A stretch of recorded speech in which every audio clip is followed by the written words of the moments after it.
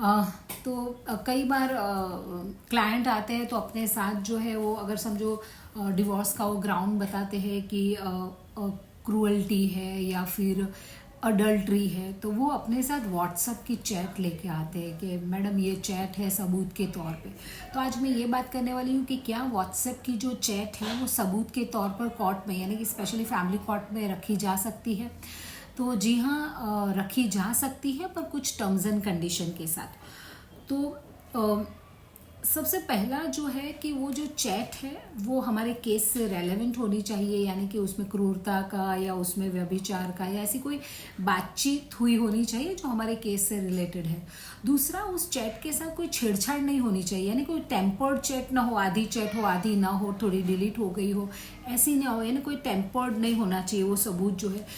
तीसरा कि ये जिसके साथ की चैट हम रख रहे हैं उसका फ़ोन नंबर और अकाउंट जो है, जो चैट हम दे रहे हैं वो उसी इंसान का होना चाहिए, तो उस चैट को मान्यता मिल सकती है। और चैट जो है वो कंटिन्यूटी में होनी चाहिए, आधी अधूरी नहीं होनी चाहिए।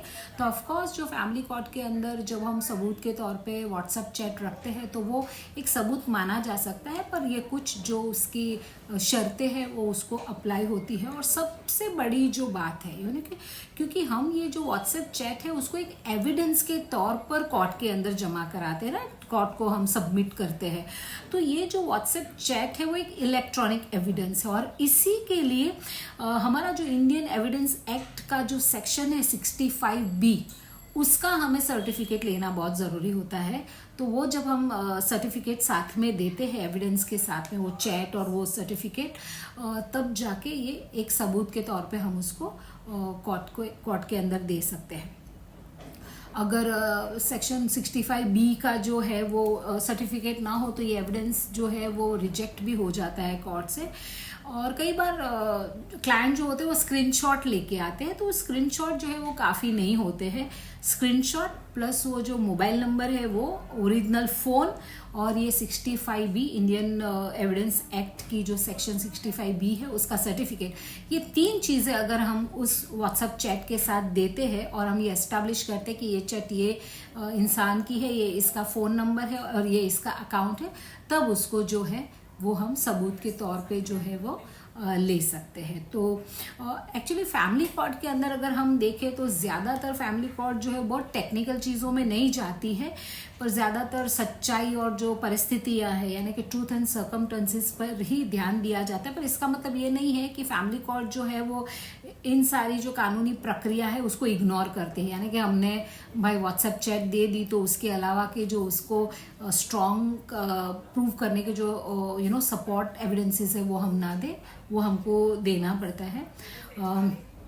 कई बार लोग ऐसा सोचते हैं कि मैंने तो व्हाट्सएप चैट खुद से डिलीट कर दिया या एडिट कर दिया या फॉरवर्ड करके हम केस को मजबूत नहीं बनाते हैं। कई बार कि ये मेरे लायक है, ये मेरे फेवर में है, मेरे फेवर में नहीं है तो हम डिलीट कर दें, ऐसा करके हम केस को कुछ स्ट्रॉन्ग नहीं बनाते हैं।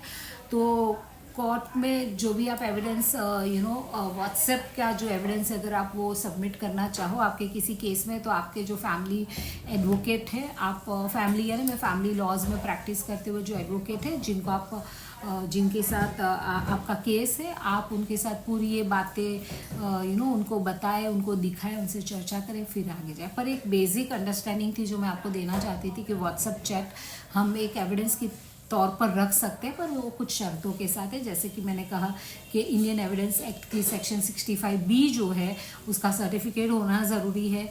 जो बंदे की ये जिसकी भी ये चैट है उसका ये फ़ोन नंबर होना और उसका अकाउंट होना ज़रूरी है। तो ये कुछ चीज़ें हैं, टेम्पर्ड नहीं होना चाहिए, उसके साथ कोई छेड़छाड़ नहीं होनी चाहिए, हमारे केस से रेलेवेंट चैट होनी चाहिए। जैसे कि अगर फैमिली लॉ में जाते हैं तो adultery, maintenance, custody, desertion, cruelty, ये सारी चीज़ों के बेस पे हमने फैमिली से मांगा है, फैमिली कोर्ट से जो रिलीफ मांगी है, तो उसके बेस पे होना चाहिए। होप ये इन्फॉर्मेशन आपको हेल्प करे। Thank you so much for watching my videos. नमस्ते।